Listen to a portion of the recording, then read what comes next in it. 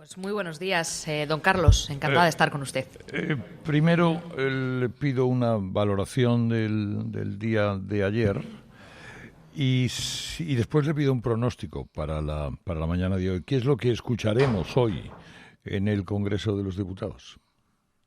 Bueno, la valoración del día de ayer, yo diría que hubo dos tiempos en la jornada del debate de investidura de ayer. La primera parte es un candidato a la presidencia del Gobierno que hizo un debate de oposición a la oposición, francamente muy bronco, muy marrullero y al final pero que tiene un reflejo del frentismo y de la división a la que quiere llevar a la sociedad española cuando llegó a hablar de levantar muros. Y desde la caída del muro de Berlín, en las democracias de lo que se habla no es de levantar muros, se habla de derribar muros. Con lo cual ya vemos cuál es el camino del frentismo, de la división a la que quien quiere ser presidente del Gobierno quiere llevar a la sociedad española. Evidentemente, eso ya quedó muy claro ayer en el nivel del propio candidato a la presidencia del Gobierno con quien había ganado las elecciones, ¿no? Y por otro lado, llegó la segunda parte. Y la segunda parte fue ese debate que se produjo con Junts y con Esquerra. Y lo que quedó claro es quién manda aquí. Y que por esos 7 votos que Pedro Sánchez necesita para mantenerse en el poder después de haber perdido las elecciones, habiendo dejado muy claro ya por la mañana en el debate con Feijóo que este era el contexto y que era por necesidad, pues los independentistas le dejaron muy claro cuáles son las exigencias y que además le van a estar controlando y sometiendo durante toda esta legislatura. Y a eso es a lo que lleva a la sociedad española Pedro Sánchez. Por la mañana llegó a hablar de la venganza, tachó quien quiere ser presidente del Gobierno de España de venganza a la aplicación del Estado de Derecho por parte de la sociedad española. Y por la tarde, cuando los independentistas hablaban de guerra sucia judicial y acusaban con nombres y apellidos a jueces de nuestro país de delitos como la prevaricación y además de practicar guerra sucia en el marco de nuestra democracia, cayó. Y yo creo que contextualizó muy bien el día de ayer cómo va a ser esta legislatura, lamentablemente para la sociedad española, y todo ello con un gran lazo, que es el lazo de la mentira, ¿no? Porque evidentemente Pedro Sánchez hasta el 24 de julio dijo todo lo contrario de lo que ha firmado y de lo que ha empezado a hacer, comenzando por esa ley de amnistía, que es la ley de impunidad, en el marco de una investidura para conseguir 7 votos, a cambio de la impunidad a violentos, impunidad a terroristas, impunidad a corruptos, impunidad al final a políticos, porque de esos políticos depende quien quiere ser presidente del Gobierno de España y tiene la facultad de impulsar esa amnistía. Ayer el señor Abascal, Santiago Abascal de Vox, pidió paralizar la ley de amnistía en el Senado bajo la amenaza de bloquear los acuerdos que han suscrito con el PP en comunidades y ayuntamientos. ¿Ustedes cómo van a responder a esa advertencia o ese aviso o a ese lo que sea? Mire, nosotros somos un partido que, del mismo modo que denunciamos cuando un partido se aparta de lo que es el marco de la legalidad, nosotros aplicamos siempre el marco de la legalidad, también en la tramitación administrativa, en la tramitación parlamentaria. Y vamos a ser muy contundentes contra la ley de amnistía que está fuera del marco constitucional, pero lo haremos dentro del marco constitucional, como no puede ser de otra manera. Y en ese sentido, eso es el Partido Popular. Por lo tanto, haremos todo aquello que podamos hacer y no podremos hacer aquello que no nos deja la ley hacer. Y creo que esto es el marco de la normalidad en la democracia y es entender que las reglas de juego, igual que nosotros exigimos a Pedro Sánchez y al Partido Socialista que se someta a ellas, lo primero que hacemos, dando ejemplo a la sociedad española en el marco de una democracia, es nosotros también someternos a ella. Y en ese sentido, el Partido Popular, desde sus grupos parlamentarios, en el Congreso y en el Senado, siempre exigiremos que se cumpla la ley y nos moveremos en el marco de la ley. Y, por tanto, advertencias que se puedan situar donde no podemos, en aquello que no podemos hacer o que no podamos hacer, pues evidentemente no se podrá hacer. Cuando toque ese momento, pues lo abordaremos, ¿no? ¿Qué le parece la postura de Coalición Canaria? Seguramente usted habló con la gente de Coalición Canaria cuando la investidura fallida del señor Núñez Feijóo, que apoyó, por cierto, Coalición Canaria. Ahora se le pone cara de Teruel existe o algo parecido y dice que va a votar sí a la investidura de Sánchez. ¿Eso cómo lo interpreta usted? ¿Y de alguna manera compromete la relación del PP canario con Coalición Canaria?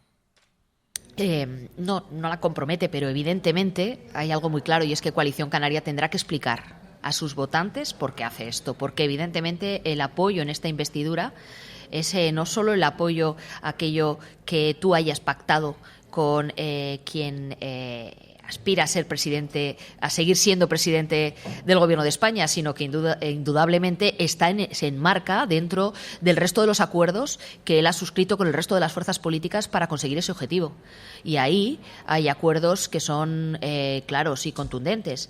Y está el acuerdo con Junts y con Esquerra, que pasa por esa ley de amnistía a la que Coalición Canaria se opone y, por tanto, es contradictorio, absolutamente contradictorio, oponerte a ese marco y, sin embargo, estar apoyando esta investidura. Pero, como digo, nosotros lo decimos claramente, es difícil de entender que tú apoyes esta investidura si luego está todo el marco de una amnistía y el referéndum de autodeterminación, el que además todo esto es a cambio de 7 votos, pero aquellos que rompieron el orden constitucional y que pretenden la independencia no hacen absolutamente nada, salvo decir que lo van a seguir intentando y que ahora están más legitimados que nunca y, por tanto, pues ante sus votantes tendrán que dar explicaciones. Y usted hablaba de se le está poniendo cara de Teruel existe, ¿no? Bueno, Teruel existe primero. Pedro Sánchez les engañó la pasada legislatura y todo aquello que firmó no lo cumplió. Y mire usted dónde está hoy. Teruel existe, no sentado en el Congreso de los Diputados. ¿Tienen ustedes idea en esta legislatura qué van a hacer, qué papel van a adoptar ante la renovación del Poder Judicial? Pues mire, seguiremos defendiendo lo mismo, ¿no? Nosotros no vamos a cambiar en aquello con lo que nos hemos presentado a las elecciones, con nuestro programa electoral y, sobre todo, no tenemos por qué cambiar nuestro programa electoral porque ha sido el más votado por los españoles. Y eso tiene un valor para nosotros fundamental.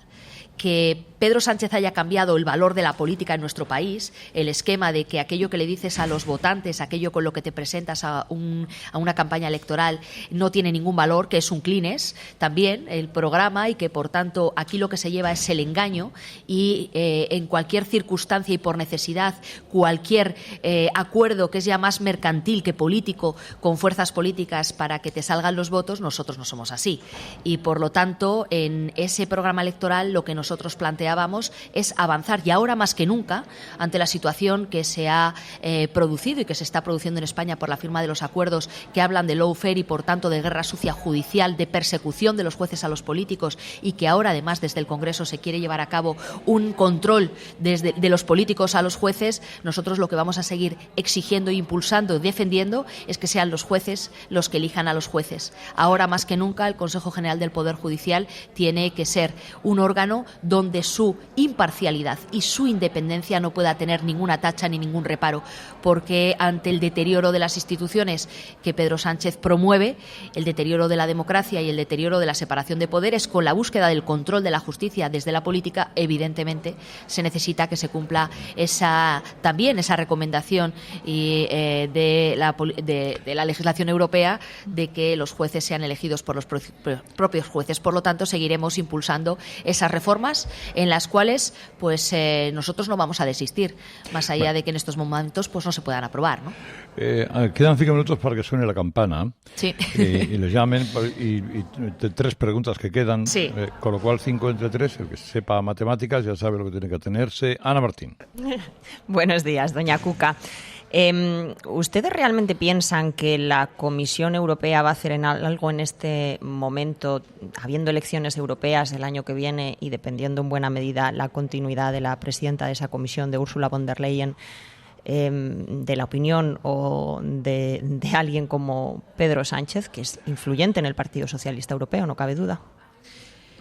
Debe hacerlo y yo espero que lo haga, porque todas las instituciones tienen una obligación Y en este sentido, todas las instituciones europeas deben velar porque los países miembros cumplan las obligaciones que marca el Tratado de la Unión. Y ahí está claro, sobre todo cuando se habla del Estado de Derecho y de la independencia del Poder Judicial, que debe velar por él. Y la situación que se está produciendo en nuestro país, cuando estamos viendo que todo el ámbito judicial se ha manifestado y se ha levantado, está emitiendo dictámenes. Y no solo eso, estamos viendo cómo los jueces con las togas están saliendo a las puertas de los tribunales superiores de justicia a decir que nuestra justicia está en peligro porque se busca controlarla. Evidentemente, las instituciones europeas no pueden mantenerse al margen. Ketty Garat. Sí, doña Cuca, buenos días. ¿A usted le incomoda ver a Santiago Abascal comparando a Pedro Sánchez con Hitler o hablando de golpe de Estado? Al margen del papel de Francina Armengol, ¿le incomoda esta actitud? ¿Cree que puede esto favorecer o ayudar a perpetuar a Pedro Sánchez? Bueno, es cierto que a veces quien pretende hacer oposición a Sánchez se puede llegar a convertir en su mejor aliado en algunos momentos. Pero creo que realmente lo más grave que se está produciendo es lo que Pedro Sánchez está promoviendo. Y no hay que despistarse en este sentido. Realmente el problema que tiene nuestro país se llama Pedro Sánchez. Y se llama Pedro Sánchez porque hablamos de un político que, única y exclusivamente por sus ansias de poder, por su interés personal, es capaz de cualquier cosa para mantenerse en el gobierno de España, y que por los 7 votos que necesitaba después de perder las elecciones ha sido capaz de firmar y acordar y decir ayer que cumplirá una ley de impunidad a cambio de la investidura.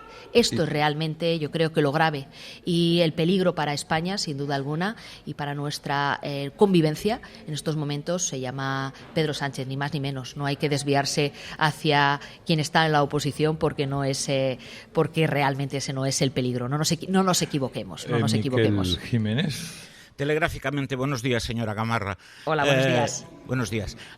Yo solamente pienso una cosa. Usted ha dicho, y ha dicho muy bien, que van a combatir esto que tenemos encima por todos los medios legales. Pero resulta que es que el presidente Sánchez retuerce la filástica de la ley hasta extremos que incluso cuela la amnistía. ¿Cómo se puede combatir desde la legalidad a alguien que no la cumple? Bueno, pues con todavía más contundencia, ¿no? Si me lo permite, y no solo desde el ámbito de las instituciones españolas, sino también desde las instituciones europeas, como estamos haciendo. Y también con algo muy claro, y es que defendiendo que nuestro Poder Judicial es un poder independiente, absolutamente, y también defendiendo desde todos los ámbitos de la sociedad española, no solo desde los políticos, y yo creo que ahí también los medios de comunicación tienen una labor importante, que los jueces en nuestro país no ejercen una guerra sucia judicial persiguiendo a políticos por sus ideas. Eso evidentemente es absolutamente falso y eso todos tenemos que luchar contra esas posiciones. Y hay algo muy claro, también con la movilización social. Lo hicimos el pasado domingo, que en 52 ciudades españolas, que son todas las capitales de todas las provincias y comunidades autónomas, la sociedad española saliera de una manera cívica y pacífica a decir que en nuestro nombre no cabe entregar una amnistía por una investidura, es importantísimo.